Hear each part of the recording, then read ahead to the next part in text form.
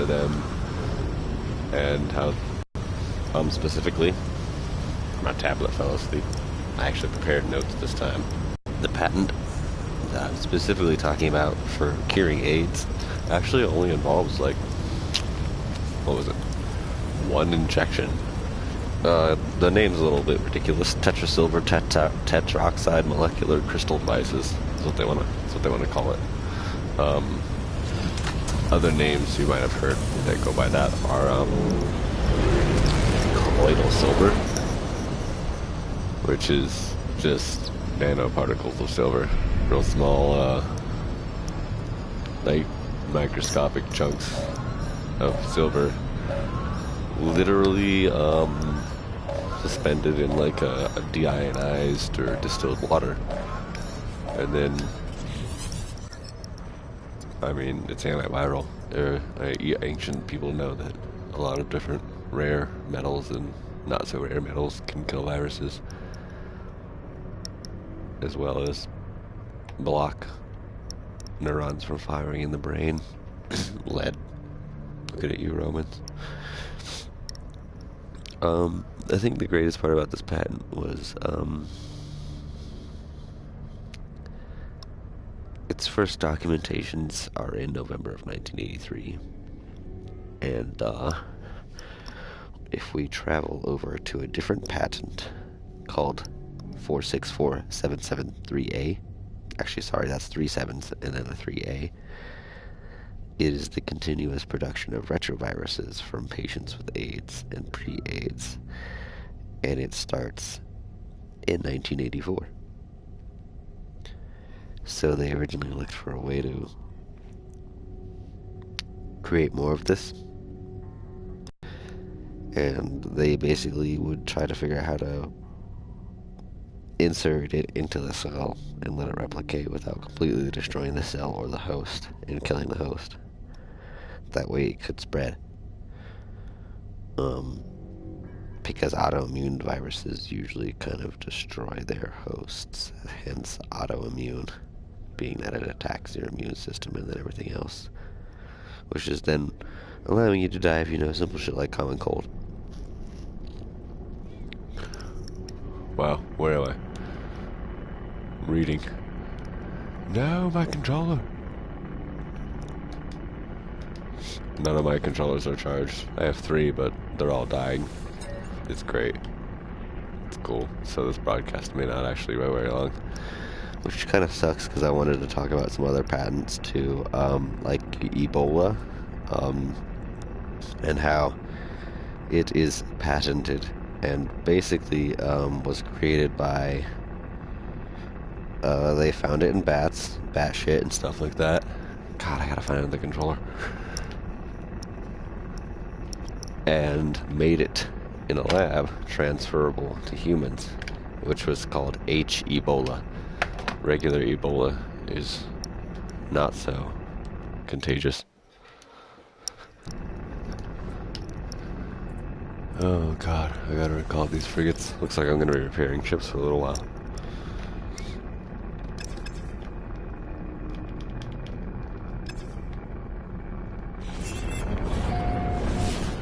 So I'll be doing that. Kind of like that feature in this game, is that we can do that.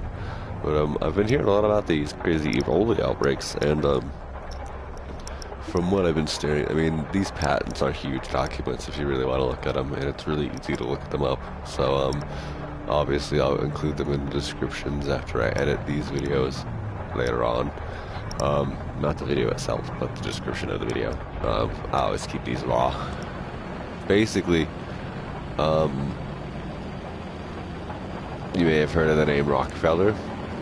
That was one of the original owners of this Ebola virus. Now, a lot of these scientists, one of the name fails to come to my mind. They give speeches about how it would be better if there was only 10 to 20% of us left. And during these speeches, there'll be thousands of scientists, and roughly 95% of those people will give them a standing ovation for what they've said. That being said, it's not actually so crazy to believe that people want to get rid of us. But the problem of exterminating 7 billion of anything is actually real. Imagine trying to get rid of all ants on Earth. Challenging. So it would take trillions of dollars that are unaccounted for to do such a thing.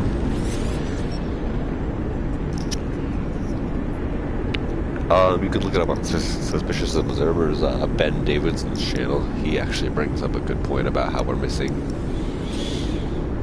$22 trillion just missing from Earth. Just missing 10 million going out, or trillion, and 10 trillion going in. Unaccounted for. But, as I always do, I digress. Man, I could get into vaccines with this all, and that would piss people off. My weird stance on that whole thing is, like, if your kid's vaccinated, that means he's immune to whatever a fool who didn't get vaccinated has, right? So, why, to Hootie's name, well, why in the good Lord's name would you ever have a problem with a kid who wasn't vaccinated in your school? Like, in your opinion, wouldn't you just let them die? Like, you just get to watch them die. Your kid's fine, right? He got vaccinated. So your little Timmy's not going to die of little Johnny's polio because you're vaccinated. You're fine. You're safe, right? Or am I missing the bigger picture? I just don't understand the argument and why those two parties even conflict with each other. In my opinion, I think the people who want to argue against the people who don't want to vaccinate their kids have done absolutely no research into what goes into those vaccinations, and I believe everything's fine. A true vaccination is a simple inoculation of a dead virus. This virus is dead, it enters your body, your antibodies recognize it and can develop antibodies to it. That is how that is supposed to work. However, when you put mercury, formaldehyde, aluminum, heavy metals mixed in with your dead virus, or perhaps even living, because how can you know? You're just trusting what Walgreens or whatever $5 goddamn flu vaccination you paid for. You're just trusting what they're telling you is in it. And these same people are going to argue that the people who don't want to get into that are going to get their children sick. The whole stance doesn't make any sense. You might as well be concerned about the shit on your ass before you take a shit when there isn't even any on you. Like, it's like wiping before your shit. It doesn't make any sense. So, if you are against vaccinations, stay against them. And, you know, if you want your vaccinations, get them. But, the arguments between the two are completely ridiculous. One person's not going to cause a plague because they didn't get vaccinated. They're going to die. And that's their prerogative. You could say it's child neglect and abuse, but personally, when there are solid case studies of children and people being taken, I can't believe this turned into a vaccine talk actually, but I know a lot more about that than I do about fucking AIDS and it's cured, so like I gave you the information there. So anyway, countless studies of children who are fine, functionally, cognitively great, learning, then they go get their shots, and afterwards they're useless piles of noodles. They are autistic, they develop other problems, Down syndrome, you know. I'm not trying to be offensive in any of it, but you know, just to name some of the actual true issues that come from it. And I mean, imagine those parents, imagine if that was your child, you know, your perfect, wonderful ass child that's probably a beast football star player, and then you take him to the doctor, he gets a shot, and now he can't even, you know, read the books in front of him. His vision's fucked up, and God forbid he can't even kick a football anymore, even though he used to be the star kicker on the team. You know, that's how these parents with, you know, their young infants feel when they watch them, you know, they're learning how to put the fucking squares in the square holes of their toys, and suddenly they're drooling on themselves and can't even look up. Like, it's a serious thing, and it's real. And I also think a lot of it has to do with, between Wi-Fi and the lack of, whenever you make cannabis illegal, you take out, some of the cannabinoids that we evolved with for thousands of years. Our ancestors smoked or consumed in some way or another. The ancient Chinese ate it. The Hindus smoked it. Obviously, if that's far enough, I don't need to go any farther back. That's far enough back. And your body produces its own endocannabinoids. These cannabinoids are used to help your brain contact and tell the gut and other various organs, what to do. They help with digestion, telling it when to move, and things like, if you don't even know what peristalsis is, you shouldn't leave a comment on this video. But that being said, when people start cutting those things out, we start seeing crazy, digestive problems, people who can't eat gluten, which is actually caused by TGP, the meat glue. Barely landed that. Damn. Almost hit the dock. But, shit. That is another thing. TGP, I can't remember what it stands for entirely. Some kind of triglyceride. I don't know. I don't care. I don't eat it. It's disgusting. It's in most processed meats. So, your chicken nuggets at Walmart, or sorry, McDonald's. Fuck them. Both sue me. I don't give a fuck. I said it both. Oh man. We've covered patents on AIDS, Ebola. The virus itself is actually patent, which seems complete. Why would you patent a virus unless? Why would you own it? That means you own it, right? Or you made it, or you want credit for making it. Correct me if I'm wrong on that. Let me just look around in here on my research, which is all entirely based upon the U.S. Patent Office and things in there. These are official documents. I'm not going off anything from YouTube, anything that's unofficial. Human Ebola virus species and compositions and methods thereof. The inventor was Jonathan S. Towner, Stuart T. Nicol, James A. Comer, Thomas G. Kasiazek, and Pierre E. Rowland.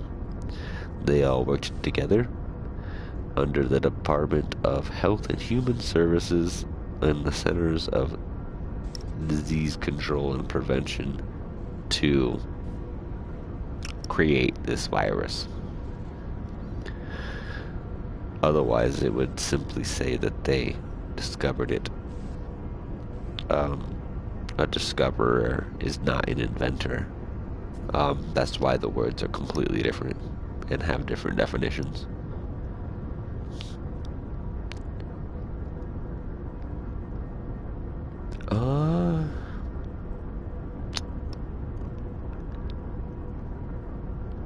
The background of it, in the field for it, it clearly says right here, is that they were looking for methods directed towards a novel species of human Ebola virus. Before that, they could only find it in bats, fruit bats, living in Côte d'Ivoire, the Ivory Coast. I'm not a French guy. I'm not even gonna try there. I'm not even gonna try and disgrace their language with some fake accent shit.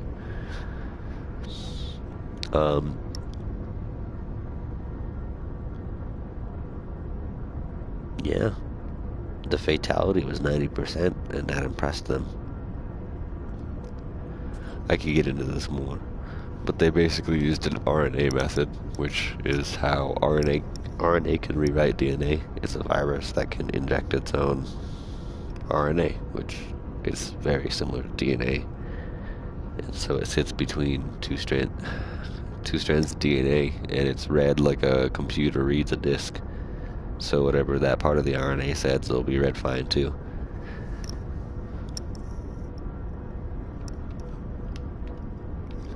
I gotta fix this shit.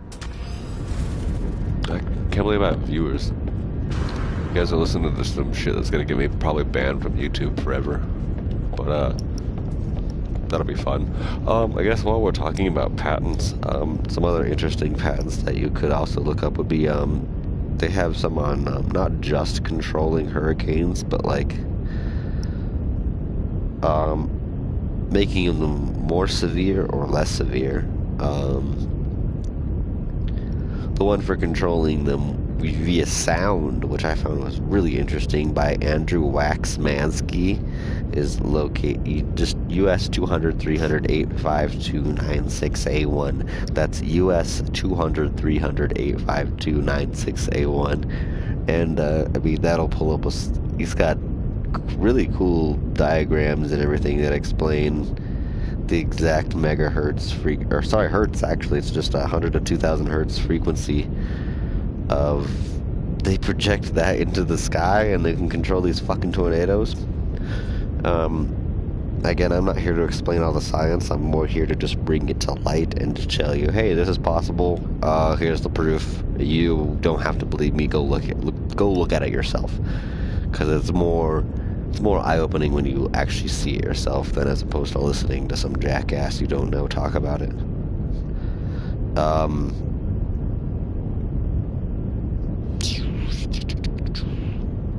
I mean, last week we talked about 5G and Bird Box, which was super great because now even Alex Jones has a hour-long talk about that whole thing, which I brought it up first. I guess I beat him to it. So either we're all insane, or there's a reason, Facebook, Google, and everybody is, shutting those people up. Because, I mean, even in the movie Bird Box, the dude who was telling everybody, hey, you shouldn't do that, it'll get you killed, every time he said that, a motherfucker got killed, and they kept not listening to him and telling him he was the psychopath.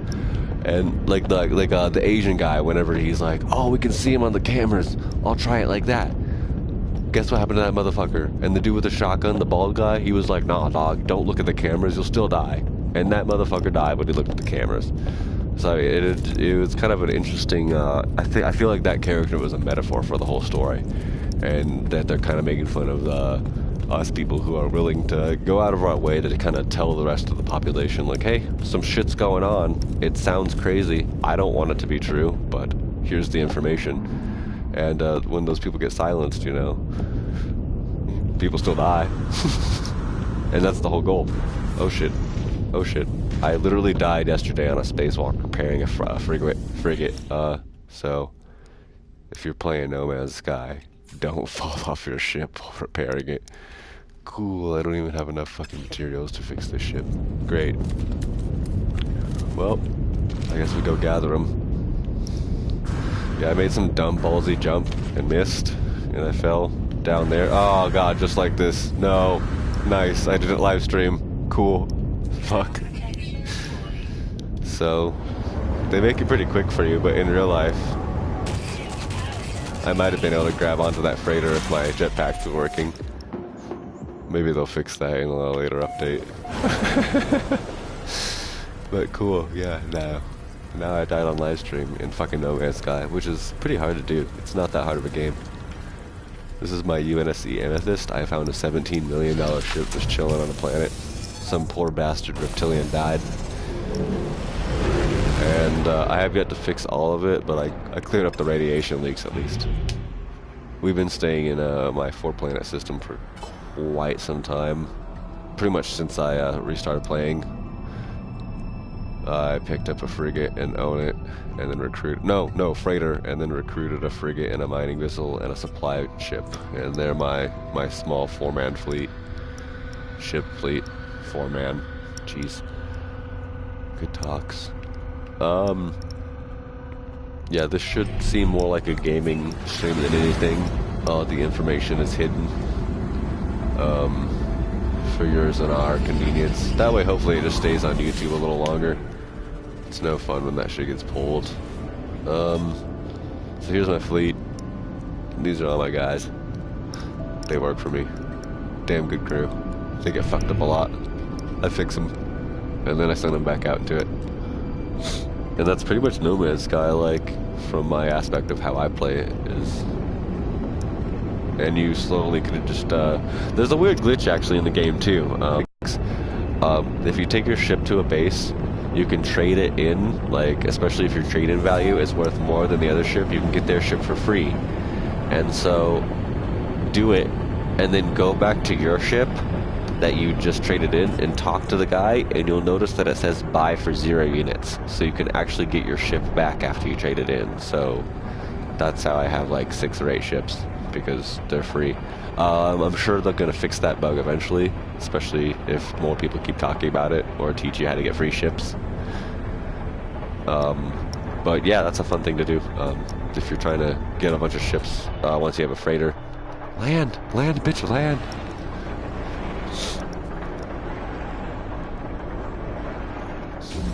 Also, this channel is not for fear porn. Otherwise, I would have gone into depth about how people are trying to like spray you with chemicals and shit on purpose. And I'm not trying to scare people. I just want to make information available, and then you should have the freedom to make the decisions and assumptions and conclusions as I have myself, just by finding the same information by looking around. Really means nothing more than that. I gotta find Fahrenheit shit. So this is my little bitty ass base. They let you build bases underwater and above ground now. And with the terrain manipulator, you could technically dig a tunnel and clear out an underground space and build yourself an underground base, which would be pretty cool and badass. But I haven't gotten to that point yet, and it does take a fair amount of resources to build stuff if you're a broke bitch like me. One of my friends has like 4 billion in this game, so he's a badass. He's got like 80 fleets and 10 systems, but I just have one. We're rolling on 20 minutes, and I usually try not to keep these streams more than 25 minutes. I don't want to try and... Why are there 2 of these? Why? Overload, I don't want to overload, my viewers and listeners with too much crap, and I like to lead the horse to the water, and I don't want to force you guys to drink.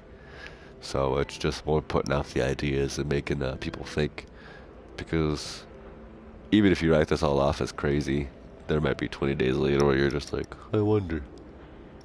And all it takes is a search. You don't gotta use Google. You can use DuckDuckGo. You can use Yahoo. You can use any search engine you want. You could even walk yourself into the actual U.S. Patent Office like a boss, or the Library of Congress like a boss, if you don't believe any of this. But I don't got money for those plane tickets, so I'm just gonna rely on some good old Wi-Fi.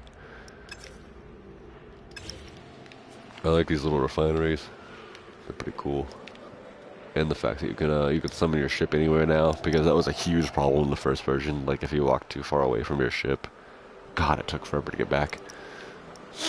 So if you originally wrote No Man's Sky off because you tried it when it first came out, and you bought it when it dropped, put it back in, update that shit. Version 2 is the Lord. There's so much more flora and fauna, and they're really different. Like, my main planet has pineapple people, which is pretty cool. It's like SpongeBob's house hopping everywhere. Let's see if I can try and find one for y'all. Pretty flipping cute. Yeah, look at that shit. Pineapple person. Alright, sweet. Well, that concludes it. The last viewer has popped off. Of course, it says there's another viewer on there now. So if you want to catch this stream from the beginning, it's going to stay on YouTube as long as they'll allow it. All the information is public. I'll leave it all in the description whenever I get around to editing it. As always, thanks for supporting the Ares.inamorta channel. And one last big announcement, the full album is so close to being done. You'll be able to buy the CD. Hopefully I can make vinyls for it at some point, and t-shirts, but whatever. I'll probably put a few more songs from the CD up before we drop the full album. I'm thinking Midnight Journey's coming up next, and then maybe Akhenaten or something like that. And then after that, I'll just drop all 5 or 6 of the rest of them all at once in a playlist format for y'all.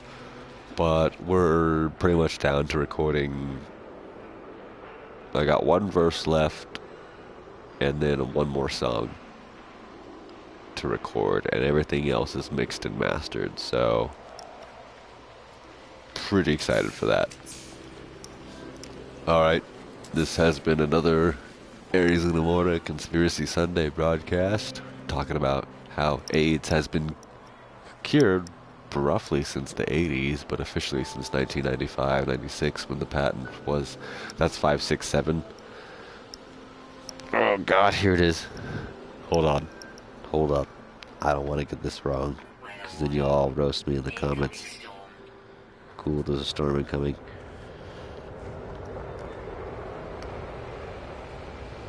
U.S. patent.